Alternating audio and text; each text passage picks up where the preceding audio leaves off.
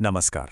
आज हम बात करने वाले हैं एक बहुत ही खास टाइमलेस कहानी के बारे में, जॉनथन लिविंगस्टन सीगल।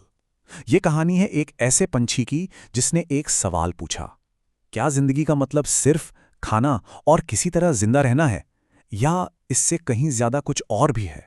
और बस यही एक सोच थी जिसने हमारे हीरो जॉनथन को उसके पूरे के पूरे झुंड से बिल्कुल अलग खड़ा कर दिया।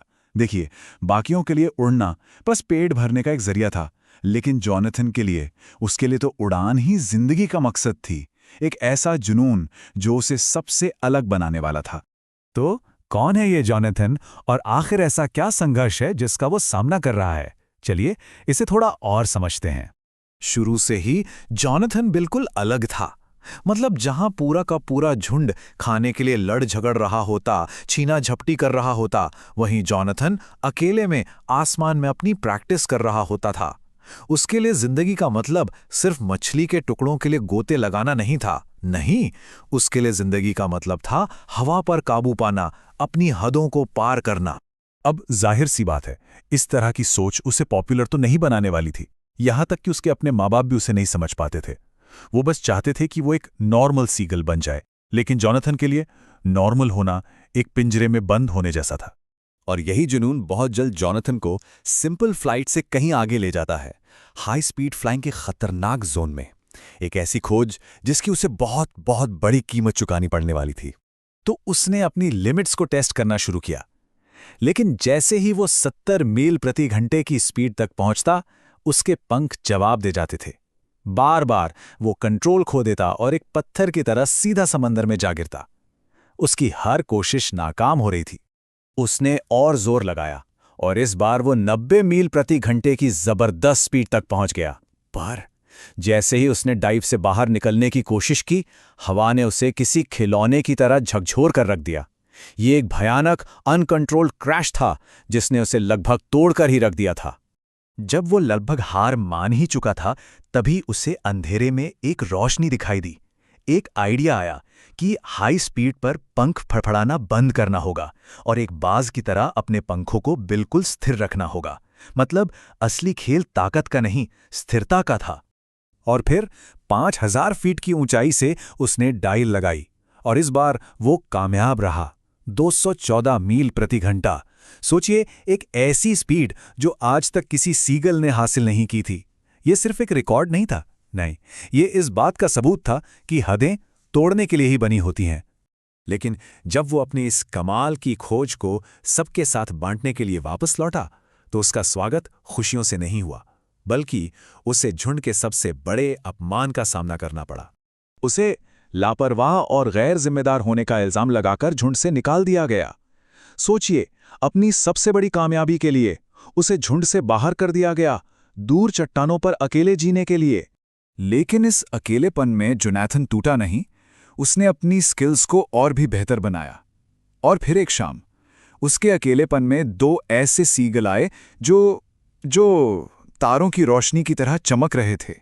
ये चमकते हुए पंछी उसके हर एक मूव की बराबरी कर सकते थे।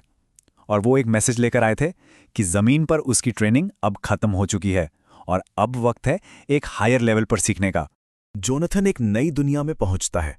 वहां और भी सीगल थे जो बिल्कुल उसी की तरह थे, जो अपनी उड़ान को परफेक्ट बनाने के लिए ही जीते थे। उसे लगा, क्या यही वो जगह है जिसे स्वर्ग कहते हैं? वहां के जो एल्डर सीगल थे, चांग, उन्होंने फौरन उसकी इस गलतफहमी को दूर किया और एक बहुत ही गहरी बात उसके सामने रखी। चांग ने उसे सिखाया कि स्वर्ग कोई जगह नहीं है और ना ही कोई समय। स्वर्ग का मतलब है परफेक्ट होना, और परफेक्ट स्पीड का मतलब कोई नंबर नहीं है, बल्कि टाइम और स्पेस की हदों के पार बस वहां होना है। ये एक तरह से फिजिकल से स्पिरिचुअल दुनिया में एक छलांग थी।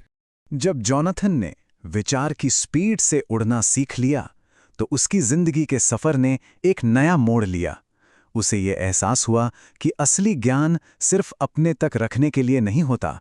उसे खिंचाव महसूस हुआ उस दुनिया में वापस जाने का जिसे वो पीछे छोड़ आया था। सबने उसे चिताया, लेकिन वो नहीं माना और धरती पर वापस चला गया। और वहां उसे अपना पहला स्टूडेंट मिला, फ्लेचर लिंड सीगल, एक नौजवान गुस्सैल पंछी जिसे ठीक उसी तरह झुंड से निकाला गया था जैसे कभी जॉनथन को निकाला गया था।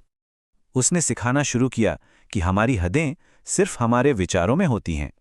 उसने समझाया कि एक सीगल का असली नेचर अनलिमिटेड है, और अगर कोई अपने मन की जंजीरों को तोड़ दे तो उसके शरीर की जंजीरें तो अपने आप ही टूट जाएंगी।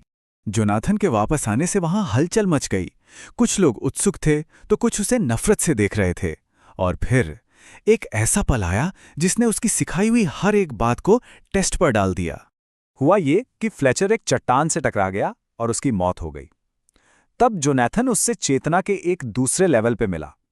उसने फ्लेचर को सिखाया कि मौत भी बस एक वहम है, एक सोच है। और इसी ज्ञान के साथ फ्लेचर पूरे झुंड के सामने जिंदा वापस लौट आता है, ये साबित करने के लिए कि उनकी असली पहचान उनके शरीर से कहीं ज्यादा है। लेकिन फ्लेचर पूछता है कि वो उस भीड़ से प्यार कैसे करे जो उन्हें मारना चाहती थी। तब जोनाथन उसे अपनी सबसे गहरी सीख देता है। वो कहता है, नफरत और नासमझी से परे देखो और हर किसी के अंदर जो असली अच्छा सीगल है उसे पहचानो। प्यार का असली मतलब यही है। अपना सारा ज्ञान देने के बाद जॉनथन फ्लेचर से कहता है, अब तुम्हें मेरी जरूरत नहीं है, रास्ता दिखा दिया गया है, अब तुम्हें खुद को खोजना है। और ये याद दिलाकर कि उसे कोई भगवान ना बना दिया जाए, वो हवा में गायब हो जाता है और अपनी मशाल अगली पीढ़ी को सौंप देता है। अब फ्लेचर अकेला था। वो अपने नए स्टूडेंट्स को देखता है और उसे ये एहसास होता है कि जॉनथन कोई देवता नहीं था, वो तो बस ये समझ गया था कि हम सबके अंदर अनलिमिटेड पोटेंशियल है। वो मुस्कुराता है, अब सिखाने और सीखने का उसका अपना सफर शुरू हो चुका था।